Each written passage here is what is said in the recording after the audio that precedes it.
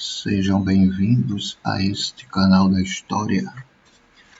Hoje abordaremos a fase inicial do governo Vargas, o governo provisório, e a segunda fase, o governo constitucional. A era Vargas foi dividida ou se divide em 3 fases: governo provisório, governo constitucional e Estado Novo. Hoje abordaremos o governo provisório e o governo constitucional. O governo Vargas, ele surge a partir de um golpe dos militares. Uma junta militar governou o Brasil durante 10 dias e entregou o poder a Vargas em 3 de novembro de 1930. Vargas recebe um país esmagadoramente agrícola, mais de 70% dos trabalhadores estavam na agricultura. A estrutura política era oligárquica, criada a partir da República Velha. Então, para Vargas era preciso mudar o que fosse necessário, revisar o sistema político, tentar industrializar ou iniciar, de fato, a industrialização do país, para que o Brasil não dependesse apenas da agricultura, em particular o café. Era preciso eliminar tudo que fosse arcaico.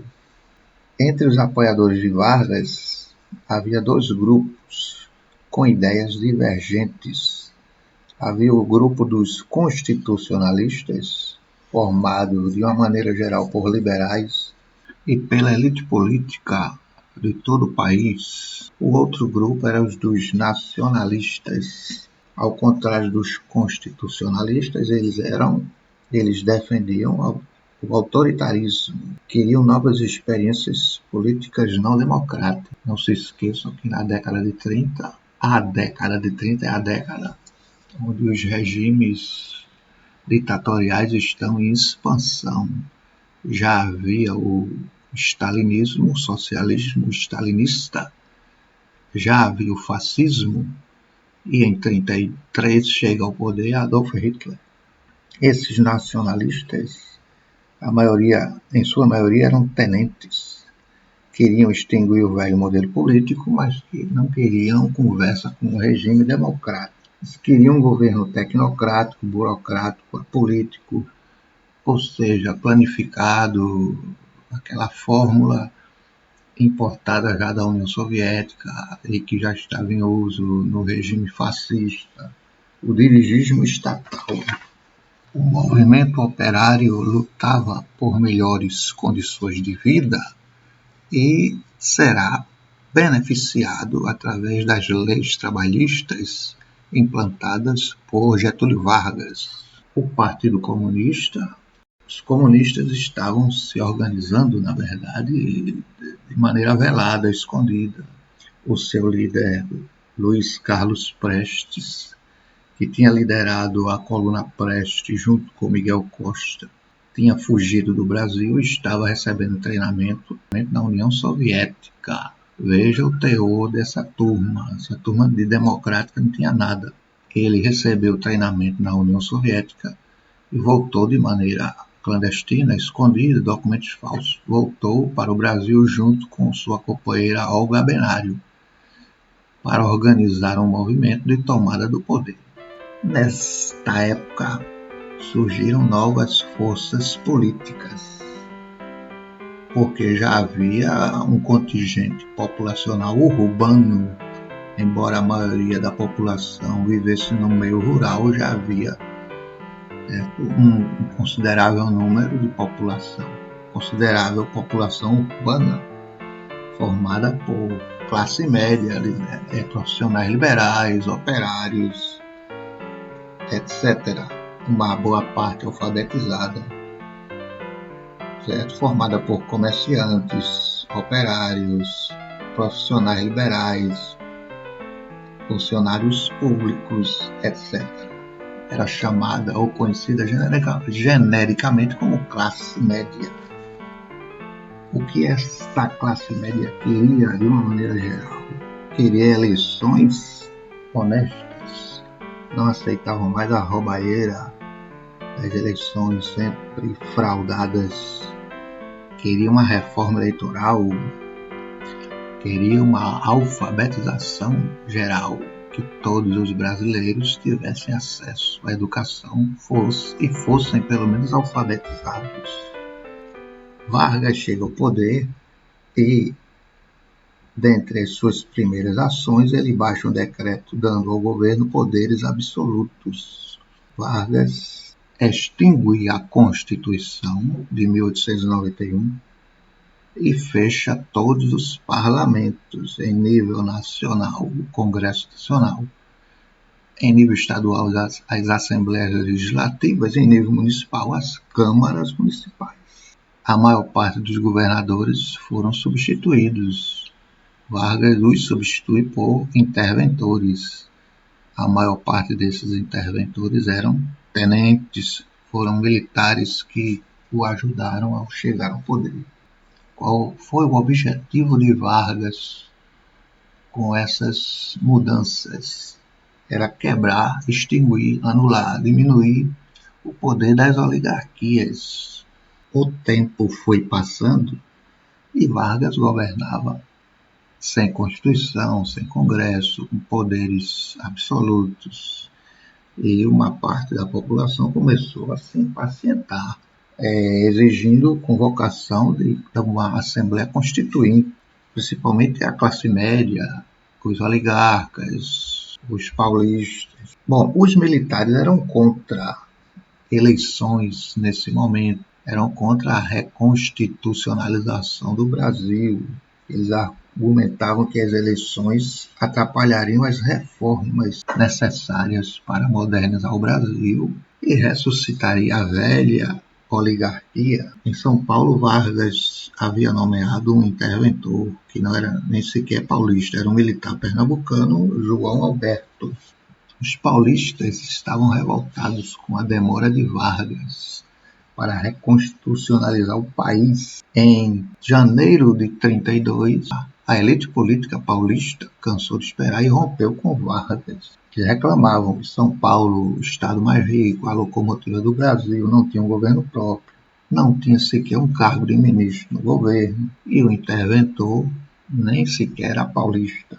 Em março de 32, Rio Grande do Sul também rompe com Vargas, após a demissão de 2 ministros gaúchos.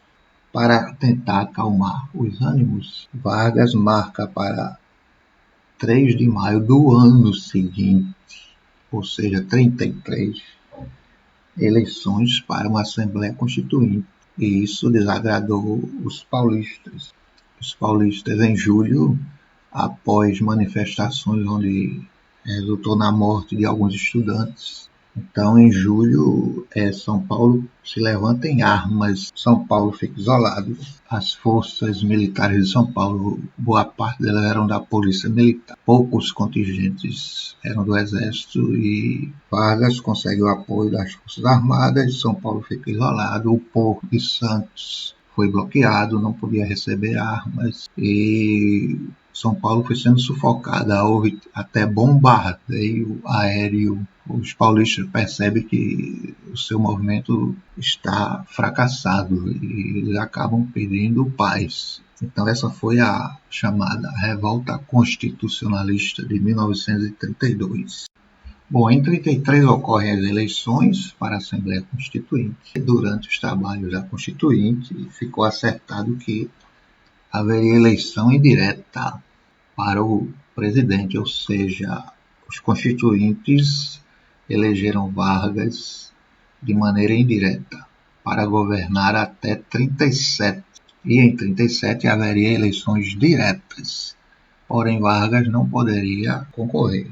Essa Constituição, que foi promulgada em 1934, ela foi a Constituição mais curta da história do Brasil e ela surge no momento em que uma parte do mundo caminha no sentido antidemocrático e essa Constituição surge como uma Constituição bastante democrática. Ela era democrática demais para uma época e caminhava no sentido contrário Ela implantou o Tribunal Superior Eleitoral, ela criou a Justiça do Trabalho. Essa Constituição de 34 implantou o salário mínimo e eleições diretas para governadores e prefeitos, as quais ocorreram já em 1934.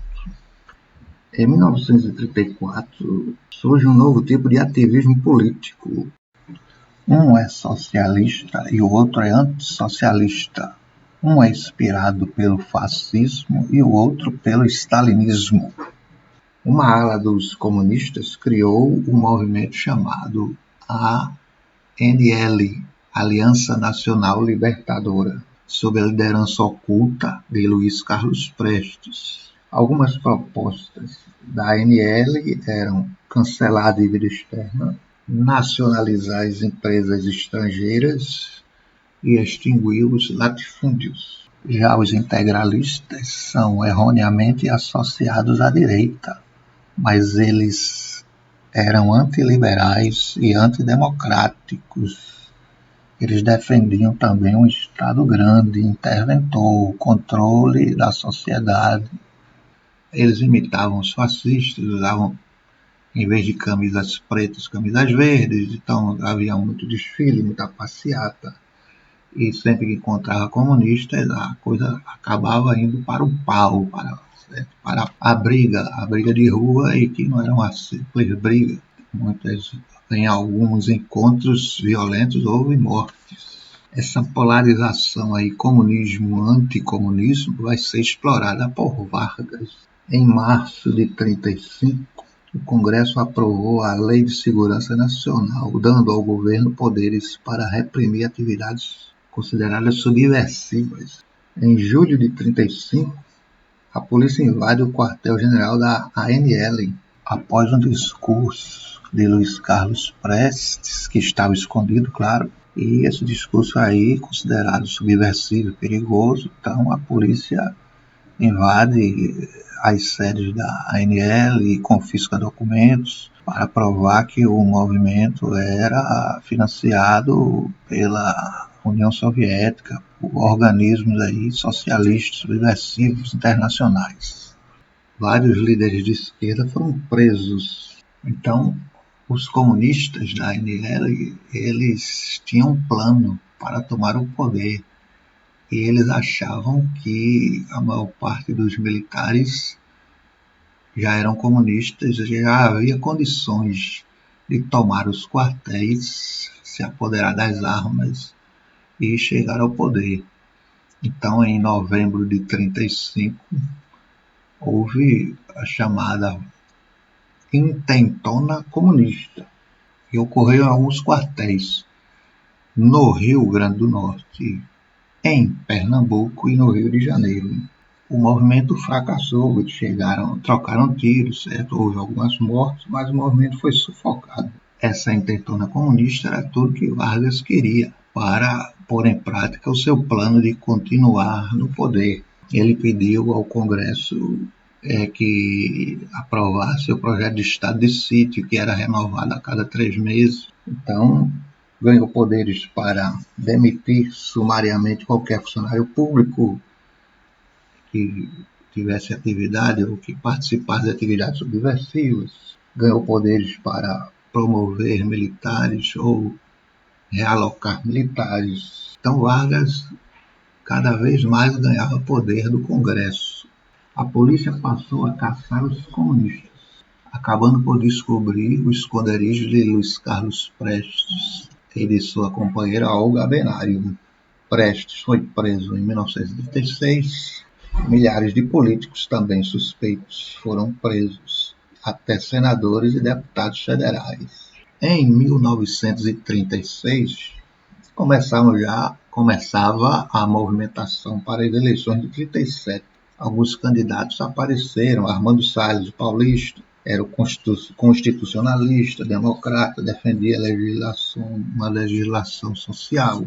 José Américo de Almeida, paraibano, tenentista, foi um dos líderes da Aliança Liberal, que lutou ao lado de Vargas, nacionalista, e Plínio Salgado pela AIB. Só que Vargas tinha outros planos.